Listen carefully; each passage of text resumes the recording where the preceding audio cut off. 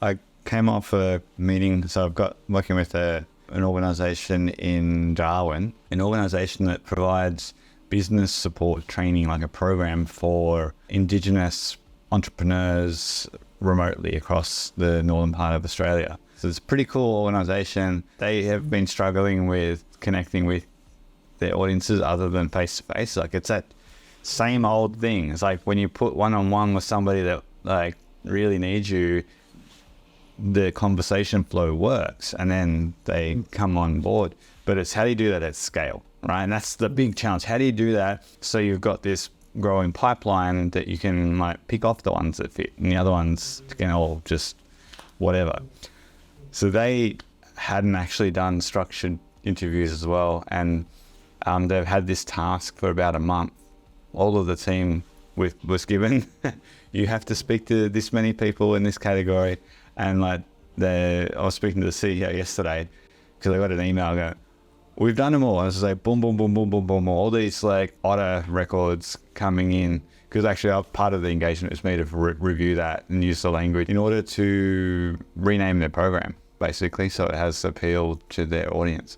So they were very resistant because this is something new.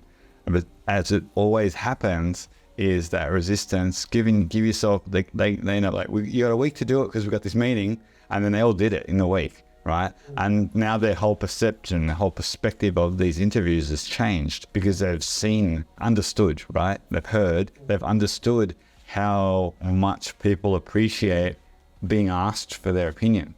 Like, this isn't like you're getting them to do a test. This is purely a candid conversation about your experience, the way you think about this, right? And to get your advice.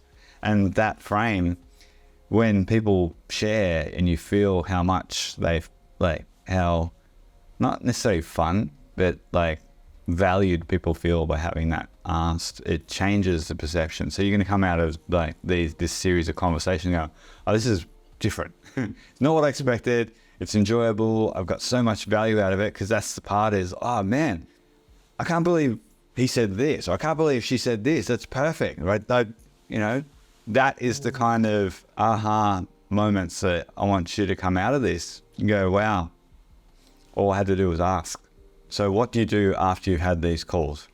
The way we do it, and I'm pretty sure I showed it in the training, is we put together a spreadsheet, and in that spreadsheet we put the verbatim answers that each had for that particular question or topic, so that then they're all in one spot.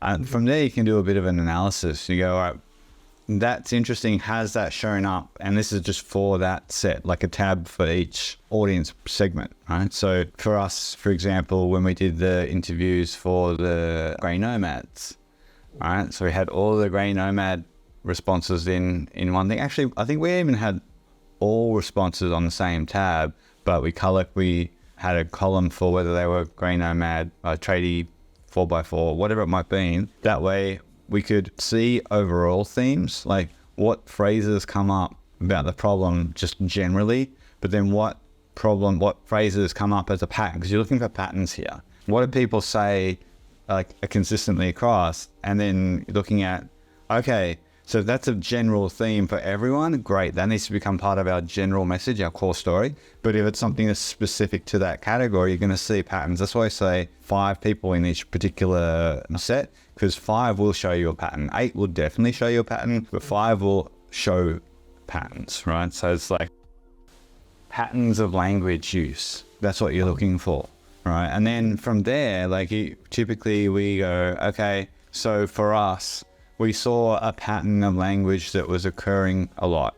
And we saw who embodies this the most? Who has all of these pattern elements, right? Who stands out amongst this collection of people that was interviewed that holds the most, or if not all of those patterns, that we can then build the profile based off them. So you don't have to build like 5 profiles. You build one because that person stands above. They hold most of that stuff. So you're not creating Frankenstein here.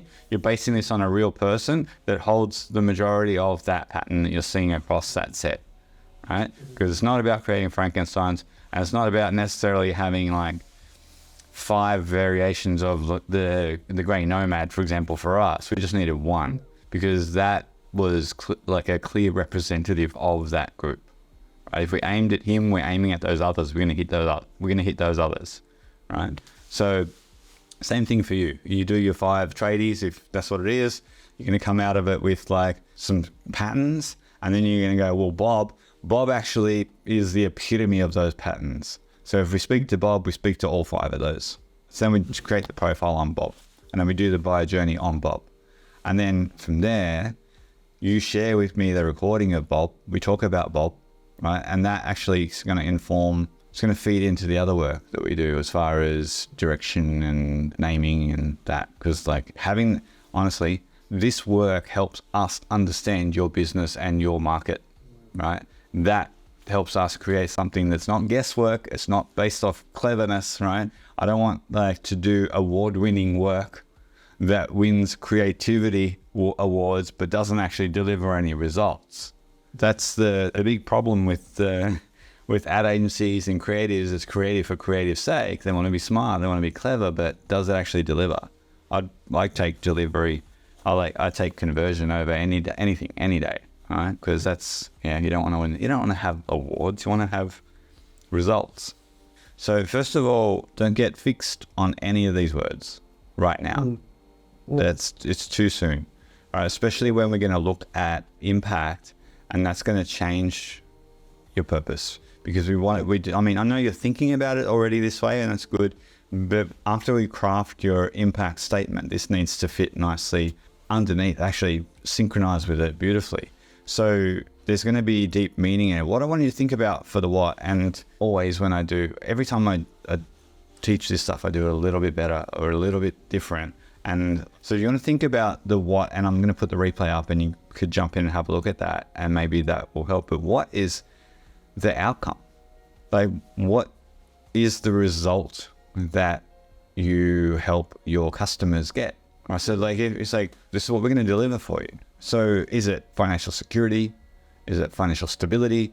Is it like solving the numbers game? What do they come to you for? So this has to be relevant to the service that you provide, right? So, there has to be some relevance in it. It has to have something to do with accounting or finance, right? So when people look at it and go, oh yeah, cool, you're an accountant, right?